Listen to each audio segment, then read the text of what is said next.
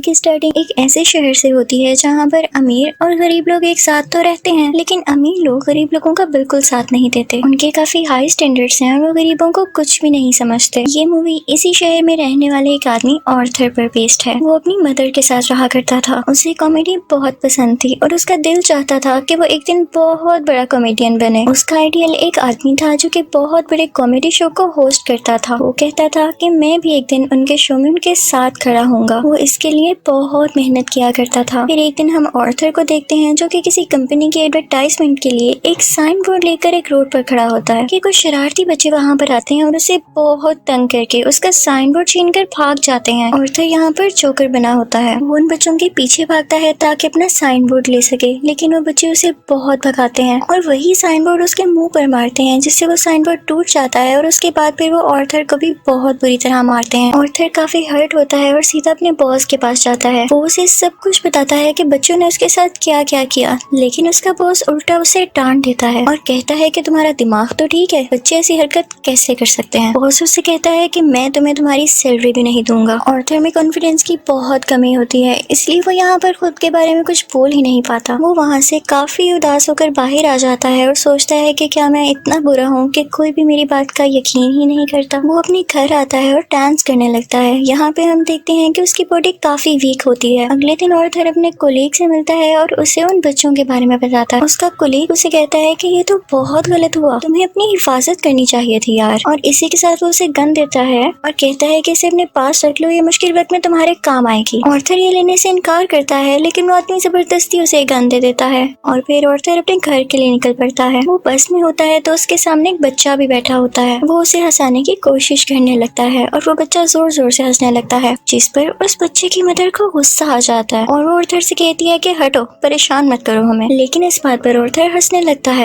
In fact हमें बताया जाता है कि ऑर्थर को कोई सीरियस साइकोलॉजिकल इशू होता है और वो अपनी हंसी को कंट्रोल ही नहीं कर पाता। उसे कहीं पर भी हंसी आ जाती है। वो बस में बैठे हुई उस लेडी को एक कार्ड देता है जिसमें उसकी डिजीज के बारे में सब कुछ लिखा होता है। वो घर आता है और अपनी मेडिसिन लेने लगता है। इनफैक्ट वो गरीब था और ये दवाई बहुत एक्सपेंसिव थी, तो वो गवर्नमेंट के बनाए गए मेडिकल सेंटर से ये दवाई फ्री लेता था। वो एक दिन अपनी साइकियाट्रिस्ट के पास जाता है। वो उससे कहती है कि मुझे अपनी डायरी दिखाओ कि तुम क्या क्या लिखते रहे हो। जैसे ही वो उसकी डायरी खोलती है उसमें ये लिखा होता है कि मैं उस तरह नहीं मरना चाहता जिस तरह बुरी तरह से मैंने जिंदगी गुजारी है। फिर ऑर्थर वहाँ से अपने घर जाता है तो उसकी मदर उससे पूछती है कि क्या थॉमस की तरफ से कोई लेटर आया, तो ऑर्थर कहता है कि नहीं, आज भी नहीं। इनफैक्ट थॉमस इस मूवी में बहुत ज्यादा रिच बिजनेसमैन दिखाया गया है और लोग उससे बहुत डरते हैं। उसकी माँ उससे कहती है कि अगर उसको हमारी हालत के बारे में पता चलेगा तो वो हमारी हेल्प जरूर करेगा। अगले दिन जब वो बाहर जाता है तो वापसी पर आते हुए रास्ते में उससे एक सिंगल मदर मिलती है जिसके साथ एक छोटी सी बेटी भी होती है। वो ऑर्थर को काफी अच्छी लगने लगती है, लेकिन वो अपने घर आ जाता है। यहाँ उसकी मदर उससे फिर उसी लेटर के बारे में पूछती है तो ऑर्थर कहता है आपका क्या लेना देना है उससे, वो हमारी मदद नहीं करेगा।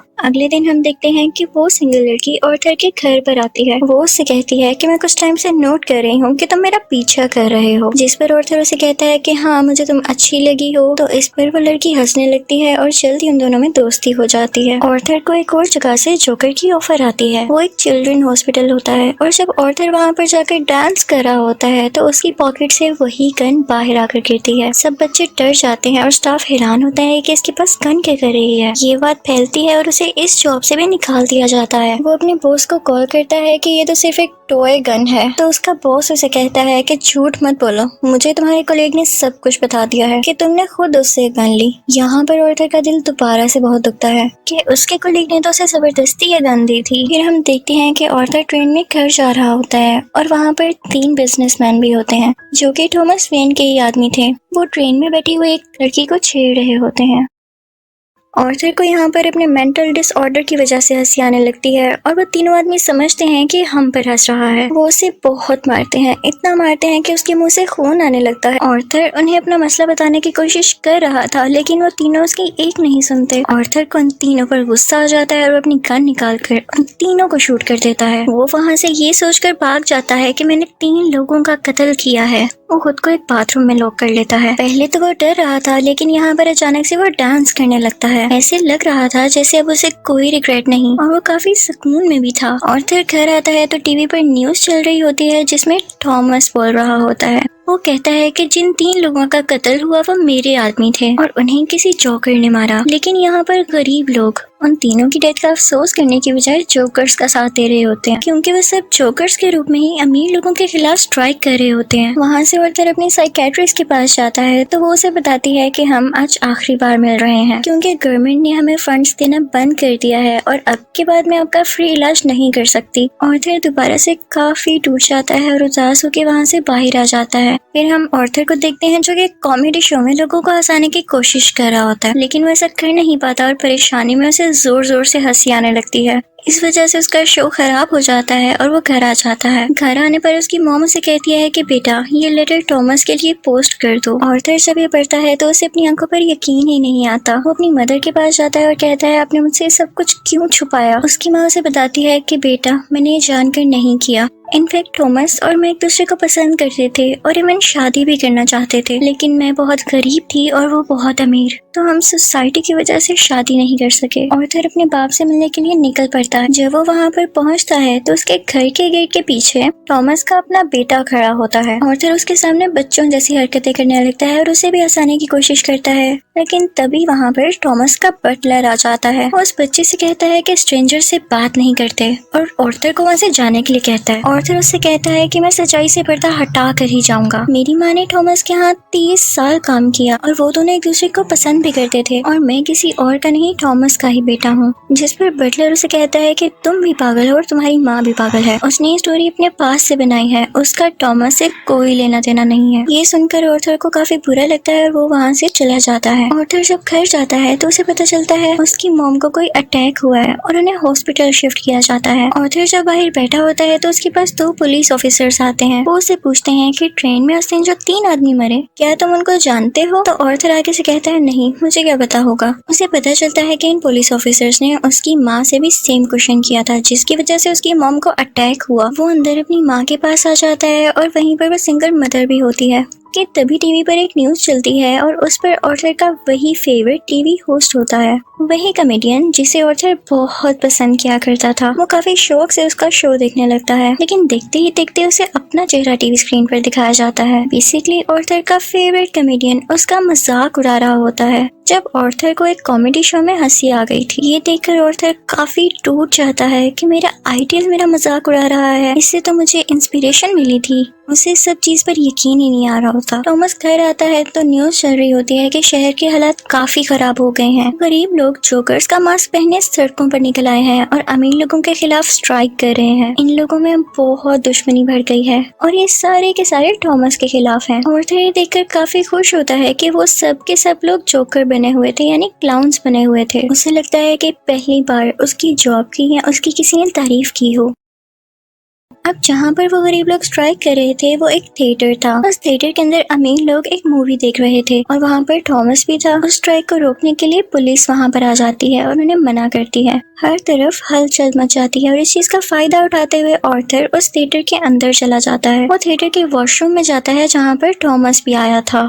आर्थर उसके पास जाता है और पोलाइटली कहता है कि मैं आपका बेटा हूँ, मेरी माँ और आप एक साथ हुआ करते थे, याद करें। टॉमस उससे कहता है कि मैं इस नाम की किसी औरत को नहीं जानता और उसे जोरदार मुक्का मारता है, यानी पंच करता है, जिससे उसकी नाक से बहुत खून आने लगता है। आर्थर घर चला जाता है और कुछ टाइम बाद उसे पुलिस की कॉल आती है। वो इनफैक्ट आर्थर से भी इन्वेस्टिगेशन करना चाहते थे उस दिन के बारे में जब उन 3 आदमियों का कत्ल हुआ था। और तभी आर्थर को ये भी पता चलता है कि जो उसका फेवरेट कॉमेडियन था उसने आर्थर को अपने शो में बुलाया है। इनफैक्ट उसने आर्थर की जो क्लिप अपने शो में चलाई थी उसकी वजह से उसकी शो की रेटिंग काफी बढ़ गई थी, क्योंकि लोगों ने उसको पसंद किया था। वो बहुत खुश हो जाता है और तैयार होकर वहाँ पर जाने के लिए निकल जाता है, लेकिन उसे याद आता है कि टॉमस के बटलर ने कहा था कि मेरी माँ पागल है। तो वो उस मेंटल हॉस्पिटल पर जाता है जहाँ पर उसकी माँ का कभी इलाज हुआ था। वो उन लोगों से अपनी माँ की फाइल मांगता है। वो वहाँ से वो फाइल चुरा कर भाग जाता है। उसमें लिखा हुआ था कि आर्थर की माँ का किसी और के साथ साथ रिलेशन था। वो उसे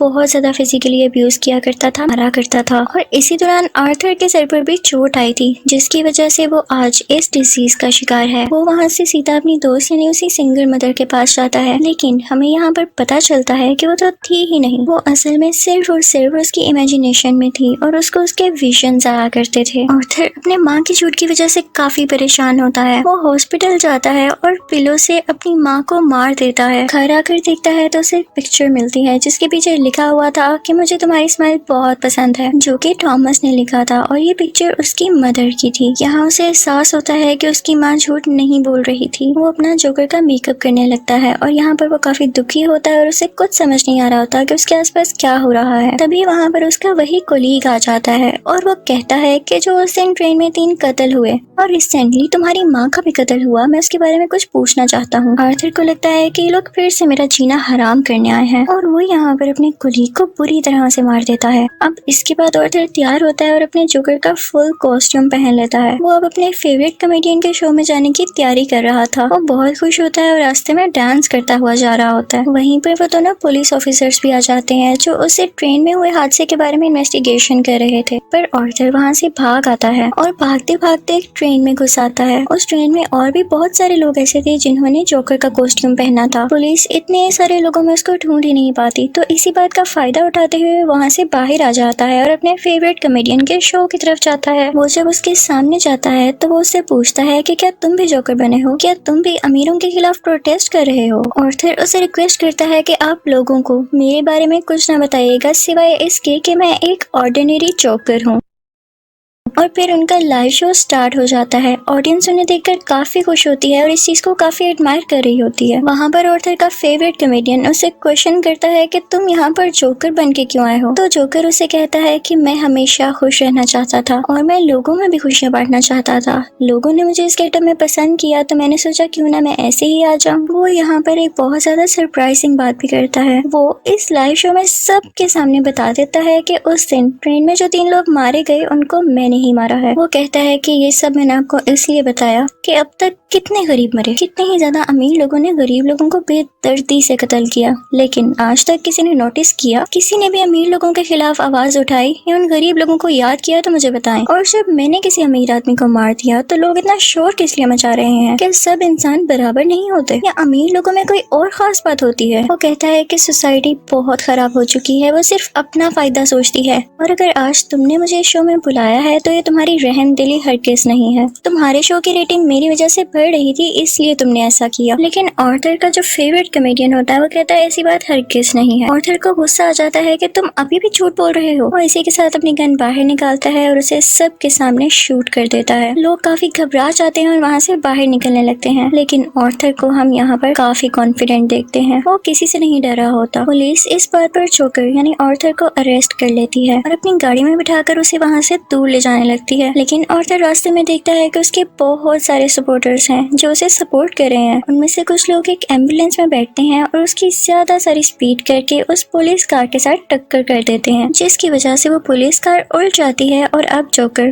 बाहर आ गया था। वो उन सब लोगों में शामिल हो जाता है और उसी कार के ऊपर आकर खड़ा हो जाता है। सब लोग उसे यहाँ पर देख पा रहे थे और उसे चीयर कर रहे थे। उसके मुंह और नाक से काफी खून आ रहा था, लेकिन वो उसी खून से अपनी स्माइल बना लेता है और हाथ फैलाकर जोर जोर से हंसने लगता है। ये इनफैक्ट एक ऐसी स्माइल थी जिसके पीछे गम, तकलीफ और दुख छुपा हुआ था। वो अब उन सब लोगों का हीरो बन चुका था और वो यहाँ पे काफी खुश था कि लोग फाइनली अब उसे तारीफ कर रहे थे, उसे अप्रिशिएट कर रहे थे। दूसरी तरफ हम थॉमस को देखते हैं जो कि अपनी प्रेजेंट वाइफ और अपने बेटे के साथ ये शहर छोड़कर जा रहा होता है, लेकिन तभी साइड पे खड़ा एक जोकर उन लोगों को शूट कर देता है, लेकिन वो उनके बेटे को कुछ नहीं कहता। फिर सीन चेंज होता है और हमें आर्थर यानी जोकर एक साइकियाट्रिस्ट के पास दिखाया जाता है। वो वहाँ पर भी हंस रहा होता है, तो वो साइकियाट्रिस्ट उससे कहती है कि तुम बिला वजह क्यों हंसते रहते हो। तो आर्थर उससे कहता है कि आप इस फीलिंग को कभी नहीं समझ पाएंगी, और ये कहकर वो वहाँ से बाहर आ जाता है। उसके जूतों के नीचे खून लगा हुआ था, जिससे ये जाहिर होता है कि एक अच्छा इंसान